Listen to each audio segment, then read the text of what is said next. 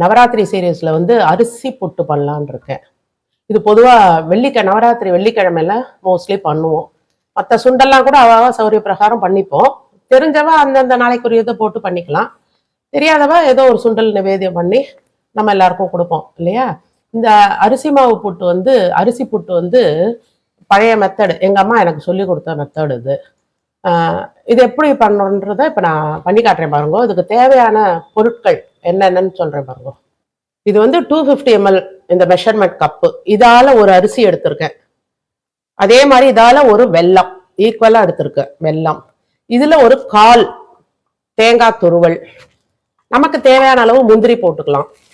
அப்புறம் இந்த மெத்தட்ல என்னன்னா, எங்க அம்மா எல்லாம் என்ன பண்ணுவாங்கன்னா, இந்த துவரம் பருப்பை பாருங்க இப்படி நெத்தா வேக விடணும்.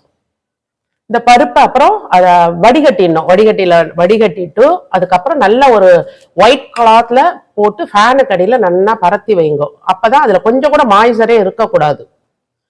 அப்பதான் நல்லா இருக்கும் அந்த புட்டுல போடுறதுக்கு.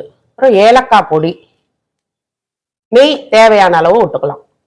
இப்ப இந்த அரிசிய இது ஒரு மெத்தடு எப்படின்னா, இந்த அரிசியை நான் ஒரு 1 மணி நேரம் ஊற வச்சுட்டு அதை களைஞ்சி என்னன்னா ஒரு வெள்ளை கிளாத்ல போட்டு ஃபேனுக்கு அடியில இந்த மாதிரி காய வச்சிருக்கேன்.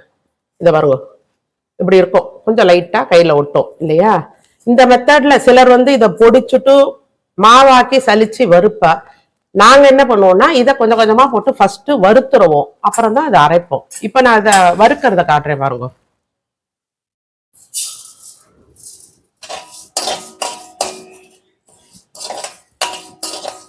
மட்டும் போட்டு வறுக்கணும்.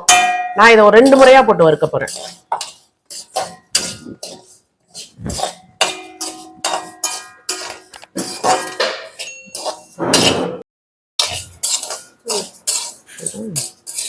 பாருங்க இந்த மாதிரி நான் கொஞ்சம் வறுபட ஆரம்பிச்ச உடனே இத பார்த்தேல, நான் இப்ப கொஞ்சம் வறுபட ஆரம்பிச்ச உடனே சிம்மில் வச்சுட்டேன் அடுப்ப. ஏன்னா அரிசி வந்து இப்படியே காந்தி போயிடும்.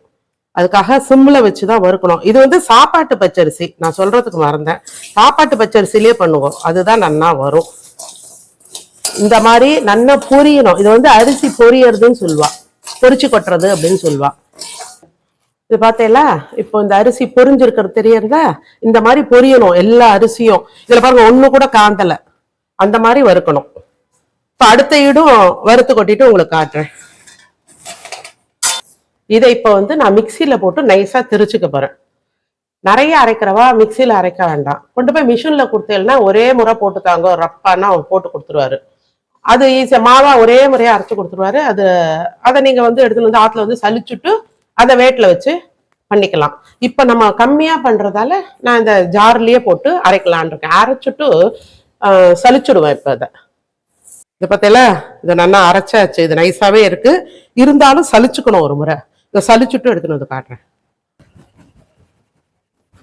இதை பார்த்தல, இதான் குருணை நின்னது. இதை வந்து நம்ம உப்புமா கூட போட்டுக்கலாம், நல்லா இருக்கும் சலிச்சது. இப்ப இந்த புட்டை எப்படி வேக விடணும்னா, ஃபர்ஸ்ட் ஏதோ ஒரு அந்த புட்டு திட்டத்துக்கு அந்த மாவு தக்கணத்துக்கு ஜலம் தோராயமா வச்சுக்கோங்க. ஏன்னா நம்ம அதை விட்டு கொஞ்சம் கொஞ்சமா விட்டுதான் கலக்க போறோம். அதனால தோராயமா வச்சுக்கோங்க. இந்த மாதிரி கொதி ஆரம்பிக்கணும். அதுலயே கொஞ்சம் மஞ்சள் பொடி போட்டுடணும், துளியோண்டு உப்பு கல், அவ்வளவுதான். இதை அணைச்சிட்டு இதை பாருங்க, இந்த ஜலத்தை எடுத்து இப்போ என்ன பண்ணோம், அப்படியே தபன்னு விடக்கூடாது.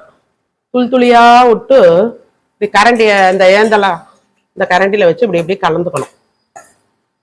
ஏன்னா கை சூடு தாங்காது இல்லையா, அதுக்கு தான் அந்த இதனால போட்டு இது பண்ணிக்கணும், கலந்துக்கணும். இப்படி நம்ம ஜலத்தை விட்டு கலக்கும் போதே அப்படி ஒரு வாசனை வரும், இந்த புட்டு மாவு வாசனை கமகமன்னு வருது.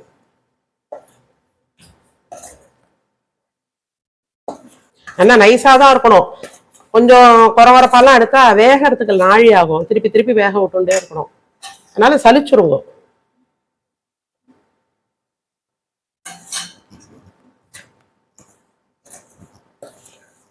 வறுத்த மாவுன்றதால கொஞ்சம் தண்ணி இழுக்கிறது.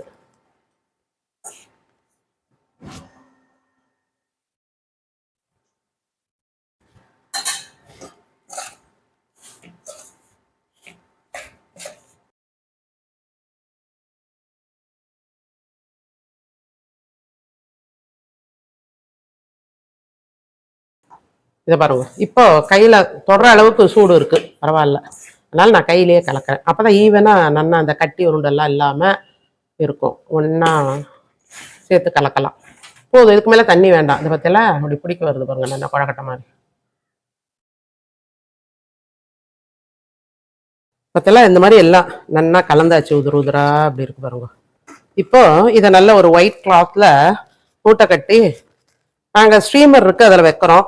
ஸ்டீமர் இல்லாதவா வந்து குக்கர்லேயே ஒரு இட்லி தட்டை போட்டுட்டு அது மேலே இதை மூட்டை கட்டி வைக்கலாம். நல்லா 10லேருந்து 15 நிமிஷம் நல்லா வேகணும். மீடியம் ஃப்ளேமில் வச்சுருங்க. கொதி வர ஆரம்பித்தோடனே மீடியம் ஃப்ளேமில் வச்சுட்டா அது பாட்டுக்கு நல்லா வேகும். பார்த்தா அப்படியே வெந்த மாதிரி தான் தெரியும், ஆனால் நரன்னு இருக்கும், மணல் மாதிரி. அதுக்கு தான் சொல்கிறேன், நல்லா வேக விட்டுடணும்.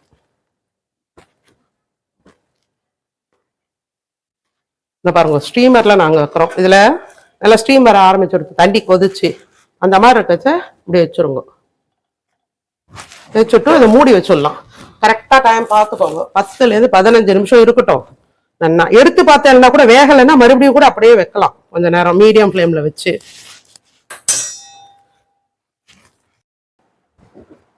இது பாருங்க, அது ஒரு 10 நிமிஷம் ஆச்சு. அது சும்மா நான் அப்படியே கலரி விடலான்னு எனக்கு ஒரு டவுட். எப்பயும் நல்லா வேகணுமோ இல்லையோ. மிஷினில் கொடுத்து அரைச்சோம்னா இந்த பிரச்சனையே கிடையாது. நம்ம மிக்சியில் அரைச்சதால எனக்கு ஒரு டவுட்டு.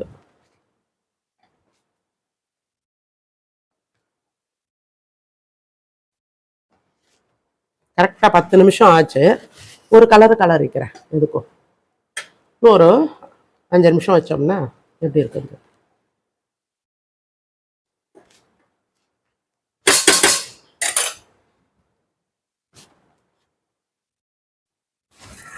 மறுபடியும் அப்படியே தான் வைக்கிறேன், இருக்கட்டும் இன்னும் ஒரு 10 நிமிஷம். இப்போ பாருங்க, அந்த வெள்ளம் ஒரு மெஷன் கோபுரமாக எடுத்து வச்சது இதை வானிலையில் போட்டுட்டு இந்த மஞ்சள் ஜலம் வச்சுருந்தோம் இல்லையா, அதை புட்டுக்கு அதுலேயே கொஞ்சம் ஊற்றுது போதும். அது உழுகிற அளவு கொட்டோம்னா போதும். இப்போ இது பாகாகணும், நல்லா கெட்டி பதம், கெட்டி பாகு கல்லாக இருக்கணும். அப்போ தான் அதில் போட்டால் சரியாக இருக்கும். இது பாருங்க, அதை வெந்ததை காட்டுறேன். நல்லா ஒரு 20 நிமிஷம் வேக விட்டேன். இதில் மோஸ்ட்லி கட்டிலாம் இல்லை அவ்வளோ. அப்படி கட்டியாக இருந்தால் அதெல்லாம் உடச்சி விட்டுருவோம் கையிலேயே.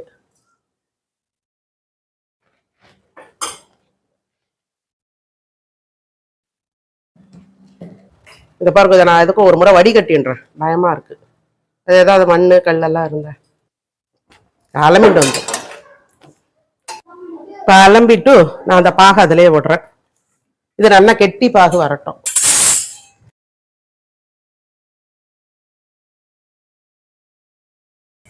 பாருங்க, இந்த பாகு கெட்டியாக வந்திருக்கா பார்ப்போம். இதில் இன்னும் கொஞ்சம் வரணும்.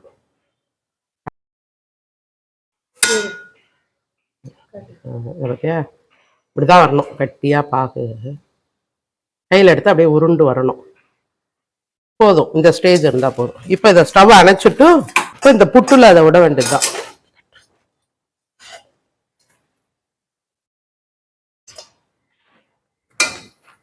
இந்த துவரம் பருப்பு அதில் போட்டுருங்க. இந்த துவரம் பருப்பு வேணாங்கிற அதை விட்டுருங்க, ஸ்கிப் பண்ணிக்கலாம். ஏன்னா சிலருக்கு டவுட்டாக இருக்கும், அது ஊசி போயிடுமோன்னு. ஆக்சுவலாக அன்றைக்கி எத்தனை கொடுத்துட போகிறோம், அப்படியே மிஞ்சினால மறுநாள் காலையில் கொஞ்சம் இருக்க போகிறது, அவ்வளோதான். அப்படி வேணான்னு நினைக்கிறா போடாதீங்க. ஏன்னா இப்படி தேய்ச்சி கலந்துடணும்.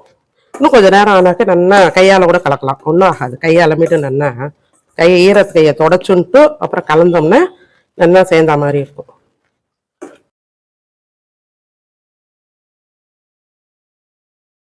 இது இப்படியே இருக்கட்டும். நான் அதுக்குள்ளே இதுக்கு வந்து தேங்காய் முந்திரி இதெல்லாம் வறுத்து போடலாம்.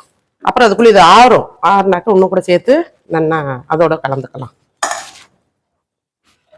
இதை பாருங்க, இதில் நல்லா ஒரு 2 டேபிள் ஸ்பூனுக்கு மேலே விட்டுருக்கேன் நெய்யை. இந்த முந்திரி இதில் வறுத்துப்போம். ஏலக்காய் பொடியை இதில் போட்டுடலாம். நல்லா 1 ஸ்பூன் போட்டுக்கலாம் ஏலக்காய் பொடி, அதான் வாசனையாக இருக்கும்.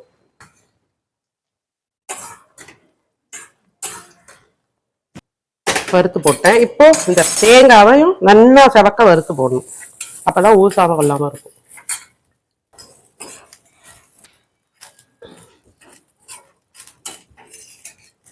இப்போத்தெல்லாம் இந்த மாதிரி இதோ வறுத்துட்டாச்சு. இவ்வளோ வறுத்தா போதும்.